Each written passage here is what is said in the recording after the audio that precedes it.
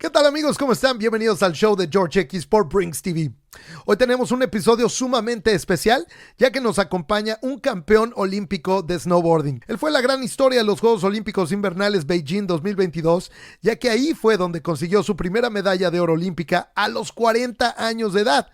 Todo eso y más lo cuenta en su libro Gold from Iron, que se lo recomiendo mucho y ya está a la venta en todos lados.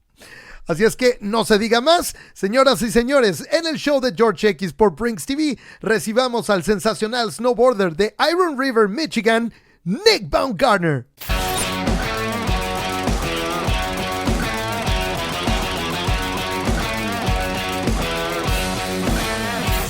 All right, the third time is a charm. We've been trying to connect for the last 2 or 3 months, but finally, I'm so excited to have you here, the Olympic champion, Nick Baumgartner. Welcome to the George X Show, man.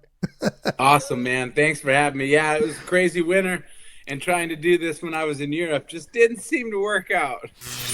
I was actually surprised because after finishing your book, it was not very clear to me whether you were retired or not. And then I saw your social media posts and you were there. You were competing, still chasing gold. Yeah, I've always said that as long as I'm having fun and I'm competitive, which kind of go hand in hand, I'm going to continue to do this, especially if the U.S. snowboard team is going to pay for me to fly around the world and to continue to do this. But for me, it's all about just having as much fun as I can. And now it's about pushing that limit of what I'm capable of. I've always loved pushing myself to see what I was capable of. And now that I have this, there isn't any pressure anymore. Oh, so look at that. It's about having fun. I've learned all the lessons through the ups and downs. Now it's just having fun. You are the most famous youper in the world. So can you explain the non-Michigander what a youper is? So a youper is a native of the Upper Peninsula of Michigan. And I always try to explain it to people, but it's hard to get the words to explain how wonderful the people are up here. I said, you got to come up here. You got to meet the people. And I always say, even when it's 40 below zero, which it is all winter, they'll give you the shirt off your back if you need it. That's the type of people we're talking about.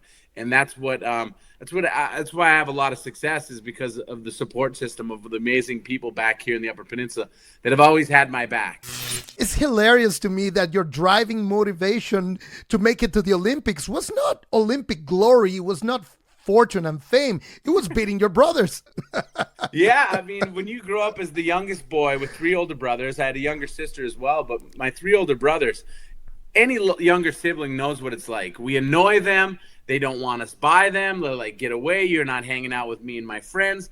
I wanted attention, and I wanted to be accepted by them. But more importantly, I wanted to beat them in one sport, any sport, because they were so dominant in all the sports that they did. They set the bar very high for me, and I just kept going for it and going for it. And it became kind of an obsession. And now with this, I can claim that I'm the best snowboarder in the family. Oh, yeah. It took this. So you were a football player, a wrestler, a track and field athlete. I wonder how much of that athletic background helped you in your snowboarding career. Well, I think it helped me a lot. I think anytime, yes, when I was in school, I learned a lot in the classroom for sure. I had some great teachers along the way. But the lessons that I learned on the field or on the court or on the wrestling mat were so crucial in my ability to learn how to lose and how to pick myself up after that loss. You have to learn how to fight through that adversity. Why did you choose snowboarding instead of like sticking to wrestling or becoming, I don't know, now you can become an MMA fighter, you know, with a wrestling background or something? Yeah, so honestly, it came from, it's funny how failure has a way of steering you where you need to go. I'd been competing from one season to the next, to the next, to the next, just going from sport to sport to sport. And now it was gone. And competition was my life. And I was like, well, how am I going to fill this void? I need to have something to set goals and to dream and to do all these things. And snowboarding was that avenue. I always wanted to be a professional snowboarder since I was a freshman in high school. Moving on, one of your dreams, I think, was getting an invitation to the X Games, and you got it in 2005. An interesting fact, your first Winter X Games in '05 as an athlete were my first Winter X Games as a reporter. working for ESPN Deportes. Check this out. Yeah. This was in Aspen. I'm here with Brian Deegan. That's the Moto X. The Moto X contest. Oh, Blair Morgan, man. Yeah, the Moto X, that was big. Yeah. And that was the year after Deegan got hurt, and he came back and true. defied all the odds and won the gold. That was cool. Look at young Shaun White. Man, it was such an incredible experience. So tell me, what do you remember about that first edition of the Winter X Games?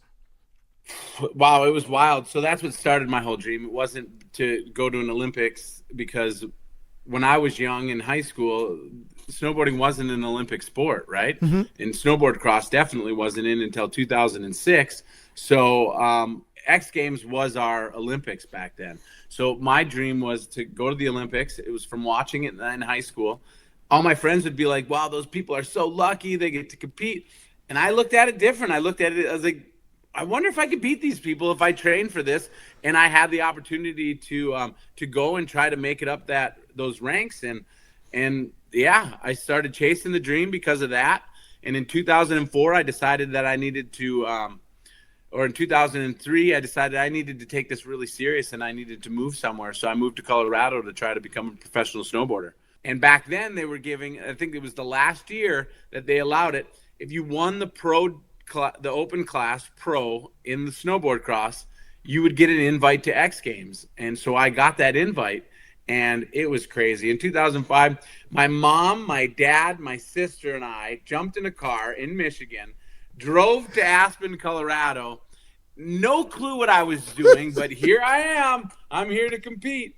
And we were so out of our element, but we had a great time, and I ended up getting a top 10 and securing myself a spot back to next year.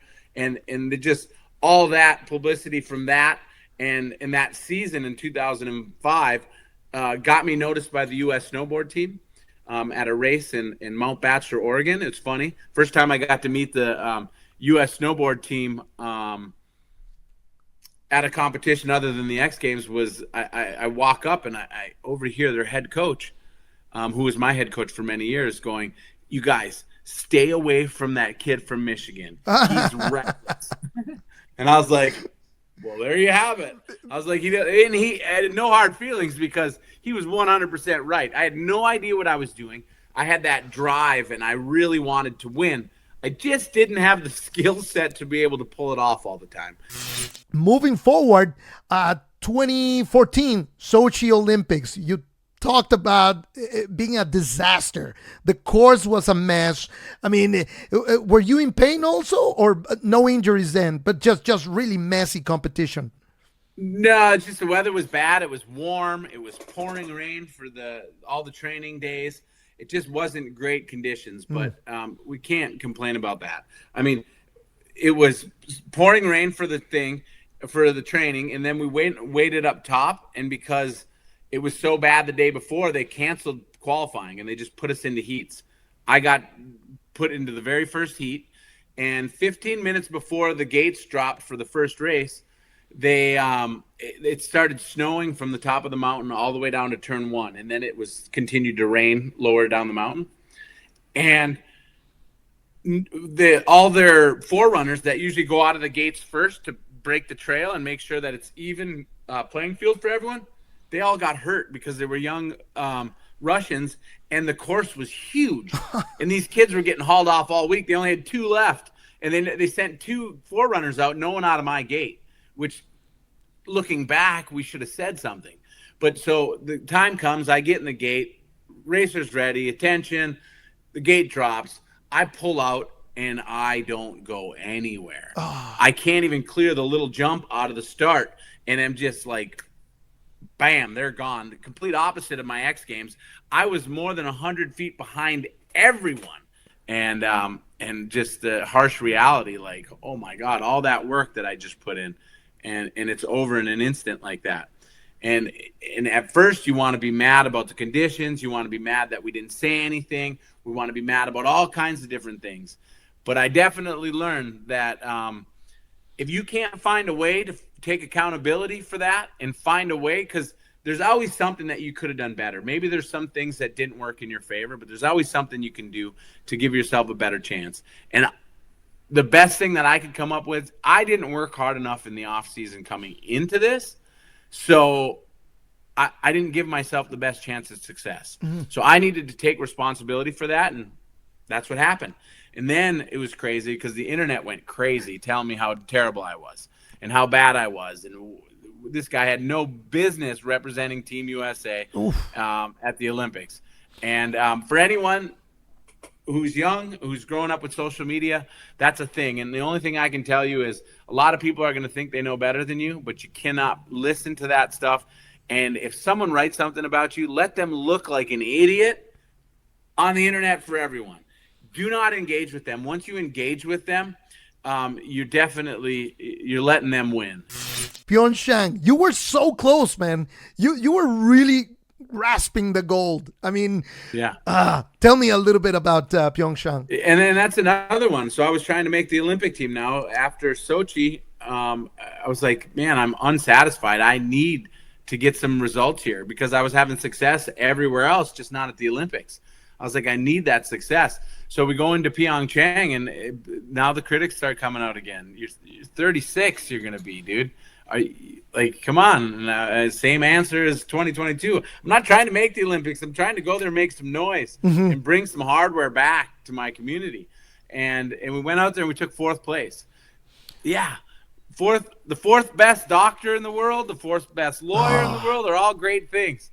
4th place at the Olympics, not so awesome. I mean, 1st, 2nd, and 3rd is life-changing. Changes your life. 4th place, absolutely nothing. The wooden spoon. And I'm not talking about the wooden spoon Ma used to hit us with, but just you're so close and you get absolutely no credit for it. And it left me with that void again. I'm like, I was so close I could taste it. And I was like, and then when they asked me in the NBC interview, are you done? Absolutely not. I immediately went, because leading into that, I thought that was my last run. And I was even posting on my social media, the last dance. I did it for the last 2 Olympics. And I was like, no chance. I got so close I could taste it. I am going to get one of those medals regardless of what happens. And I think my quote was, I'll do this until I'm 100.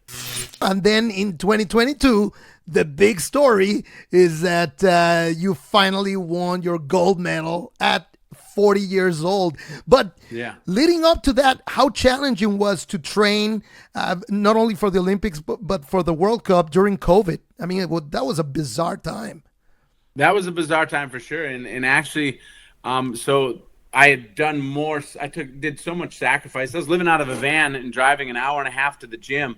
And rather than pay $200 for a hotel room, which I couldn't afford, I drove a van and slept in my van with my dog every Monday and Thursday night. And I did stuff like this to set myself up. And then I went into my Olympic season. First race was on the Olympic course. I ended up taking the bronze medal. So I was like, all right, I'm fast on this track. Things are looking good. I might have just locked in my Olympic spot, but we need to go out there. And I'm still nervous. I was like, I got a 3rd place. I had a 3rd place for 2010, and I almost didn't make the team. I need to go out there and get another result and really put a stamp on this. Went to the next race, ended up taking 2nd. And if the course was 10 feet longer, I would have won, and I would have beat the guy who won the Olympics in the individual race from Austria, Alessandro Hammerli. So I just had all this confidence. And then we go home for Christmas break. And then the next 2 races are in Russia. And there's all this talk about COVID and the restrictions. If you get COVID while you're in Russia, they're not going to let you leave until you test negative. Oof. And we didn't know how long that was going to take, right? Some people could test positive for a long time. So I decided to stay at home. And I was like, Coach, this is what I think's best. They're like, we agree. This is a good idea. And then it was like, all right, so I'm stuck at home. I can't just sit in my house. What am I going to do? So I needed to figure out, like, there was nowhere I could train in my yard. So I spent 30 hours with a snowblower and a shovel and some concrete forms and I built a pump track around my house. Took me 30 hours. And it's funny because Rocky style. Neighbors are driving by. They're looking at me. They're like, what is wrong with this kid? What are you doing? I got these huge forms on the side, and I take these forms off, and I got this huge tower of snow, and I built this huge staircase to get up to it. And then then they start seeing me riding around the house. And then I painted lines on it. I made it look like a course. And because of the finish straight at the Olympics was a lot of rollers, I only built rollers around the entire house so that when that time came and I was on that Olympic track, no one was going to beat me in those rollers. And I went out there, and I couldn't help but think when I came home with that medal that people were like, that's what he was doing. But I wasn't just building a track so that I could train on it. I was also keeping my mind at ease. Occupied, rather than sit here and just think about, oh my God, the Olympics, this could be my last chance. Am I going to win? Am I going to do it? I was outside like an 8-year-old building a snow fort, having a fun time. I'm giggling as people are laughing, driving by. I'm having a good time. And then after all that, I had an amazing place to train right at my house. I'd walk out the front door. I'd run 10 laps. I'd go in the house, chill out, do some stretching, hang out with my dog, go back out, do it some more. And then if you watch that gold medal run on my end of it, those guys were biting at my heels on that straightaway, and they could not gain on me. And it was because of that. It was not believing in those excuses, doing whatever it took, building myself a track, and pumping my little heart out. And I think that's what separates champions with the rest. That obsession, that vision, that passion, that determination that drove you to build that backyard course, that's the difference. And that's why you achieved it at the end. So you were at the Olympics, and then the individual race happens. And then you were close, but you didn't get it. And then you were so devastated that you gave that famous interview, where you really, you cried your lungs out and you were so emotional. So did you think that was it? That was it? Yeah, I was starting to think it, but as I got into that interview, it's funny. When I got to the bottom, I went and I sat down, and they're trying to get me, like, you got to go to your interviews. And I was like, hold up. Yeah, give me a second. I need a minute to gather myself. I just put my whole life into this, and this could be my last chance. Like, I need some time. So I sat down and I cried for 20 minutes. And then they're like, you got to go, you got to go. I was like, all right. I gathered my composure. All right, I think I can do this. I got up. I walked over. As soon as I stood in front of NBC, as soon as she started to ask me the questions, emotion just started pouring out of me again. And it was, the goal wasn't to show the world that I was a crybaby, but it's my favorite interview I've ever done because it shows that emotion, that honesty of what we're out there doing. I think sometimes people forget that Olympic athletes are just regular people that are out there trying to achieve this greatness.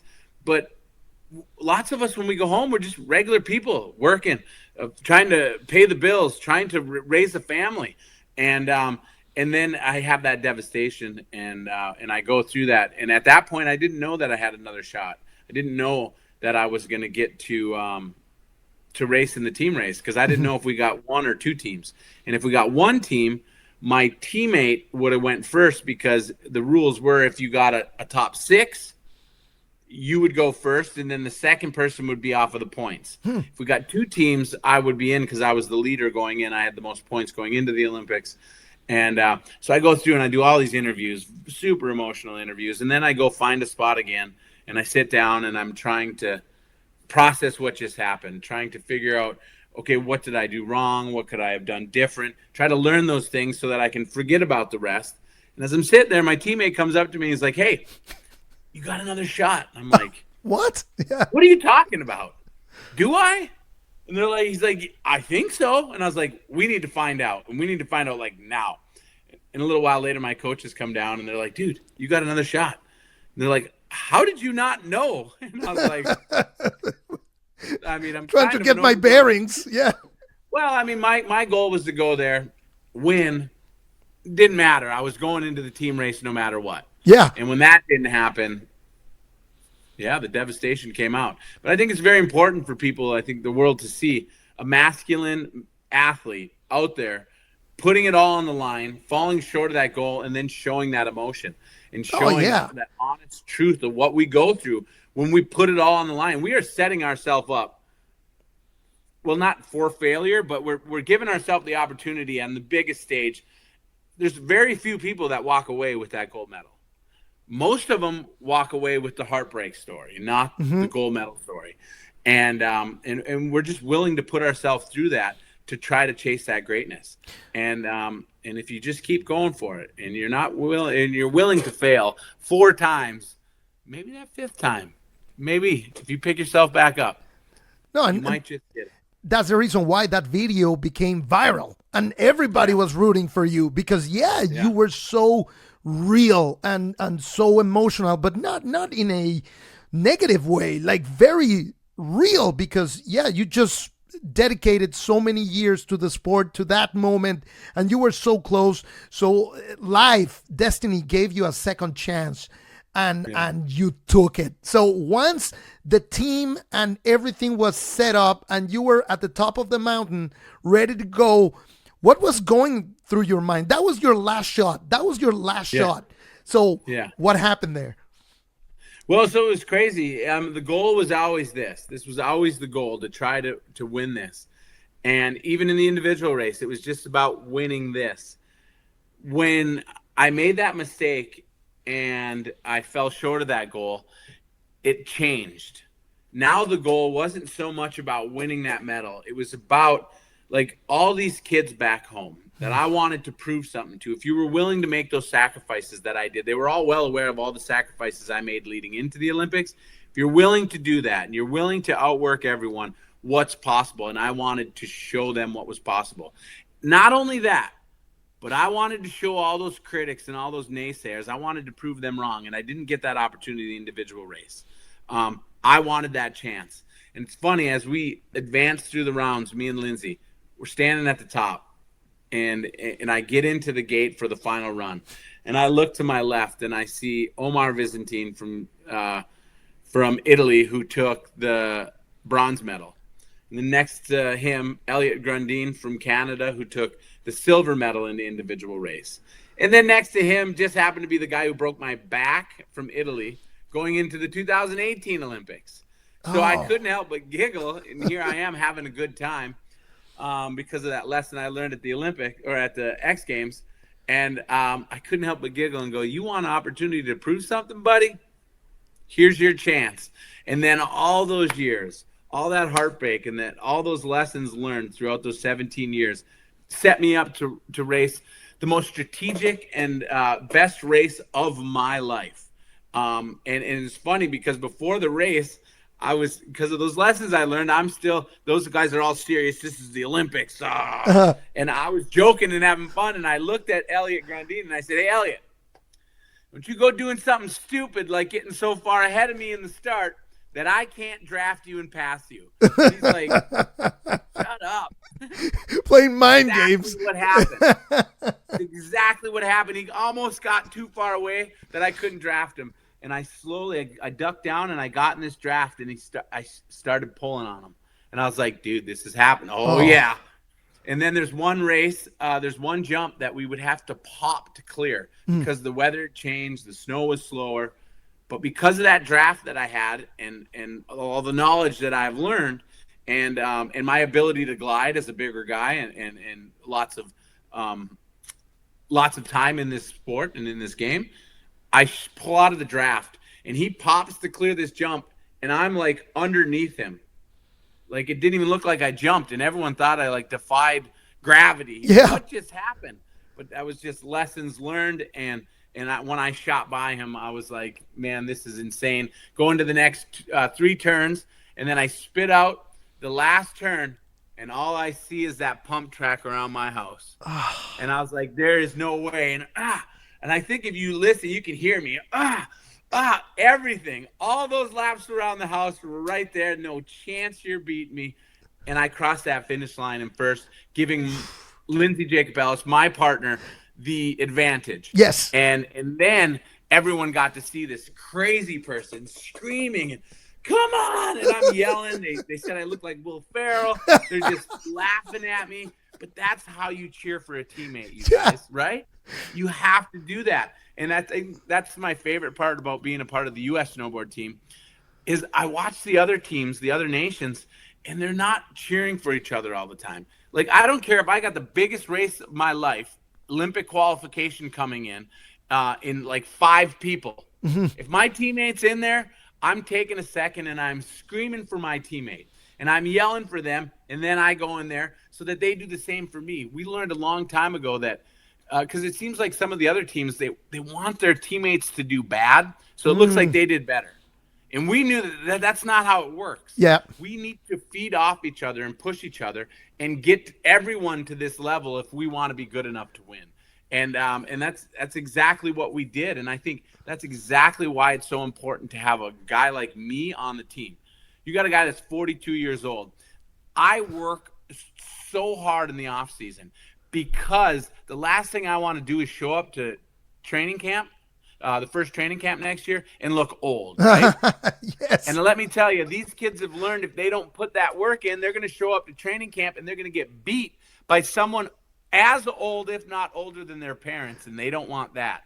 So we work together very well on pushing this level up. And you better believe that I check in with these kids and I send them messages to make sure. I was like, if you guys ain't doing the work, man, you're going to delay your dream by 4 years because I'm going again. And that lights the fire in them, and we work together. And that's how a team dynamic should work to make sure that everyone gets that level. We're not just trying to get one person there. We're trying to get to a level where we are the most dominant snowboard team in the world, and I think we've done a very good job of doing that for very many years. Oh yeah, what an achievement, what a moment, what an incredible journey, man. I mean, even though you won your race, you were still waiting for Lindsay to win hers. When she did, I mean, was it like just joy, pure joy, or kind of like a weight being lifted from your shoulders and like finally I got there, you know, I have the gold. I mean, what was it? I mean, I can't imagine because there's so many emotions. I mean, I get goosebumps just because I rewatched all your races in that Olympics and the reactions and the post interviews and all that. So great. I mean, it's just like, you're really hard not to root for you, man. I mean, you're such a great guy. And also Lindsay, I mean, what a legend in the sport. What a team. Yeah. What a wow. But when I was watching her, it was crazy. So she makes a mistake on like the second or third feature and cycles back to third place. And I'm thinking in my head, we just won. And everyone's like, what do you mean you were thinking that? And I was like, well, there's one thing. Like, yes, Lindsay and I can get out in front and we can run away from you. But what you don't want is you don't want us hunting you because there's 20 years of knowledge of doing this, chasing people down, knowing our sport is predictably unpredictable. But if you've done it enough, you can almost predict a little bit, and that gives you such an athletic advantage. And I'm watching her, and I'm like, she's going to draft the first girl, the girl in second, and she's going to slingshot past her, which is going to put her right behind the girl in the lead, and she's going to draft her on the last straightaway, and she's going to win. She didn't wait that long, and it's crazy. She's coming down, and I see her, and she kind of backs off. Second to last turn, she backs off and stays behind the girl. And it's because she knew this girl was riding a goofy footer with her right foot forward, and the second to last turn is a right-hand turn. So she's got to make that turn on her heel edge. And Lindsay is a regular foot rider. She can go on her toes, which you can do faster and tighter. So she waited until that perfect time, and she shot right to the inside, gone. And as she came down that straightaway and just kept that distance and managed that gap, I was like, oh my gosh. And you guys, it's happening. She crossed that finish line, and I realized this streak is a feeling that I hope every single person that listens to this interview has the opportunity to feel one day. And that only comes from fighting for something, dreaming so big and setting those huge goals and working at it and failing and getting back up and going for it and continuing to fight for what you want. And when you finally get it, that feeling is something I hope you all feel, and just incredible. All this emotion came over me. I was like, I ran up and I gave her the biggest hug ever. And it's funny, I'm hugging her like, we just did it. She's like, Mom, stop. I got to breathe. I tried to let go You're of her. holding her so tight. The life out of her, and she just raced and she can't even breathe. Oh. And I'm like joking her because I'm so happy. What an experience. Yes. And to be able to do that with somebody, I would have loved to win the Olympics in the individual race. But to do that with someone is such a cool dynamic, because I went out there and I knew that I needed to give her the best chance to be successful.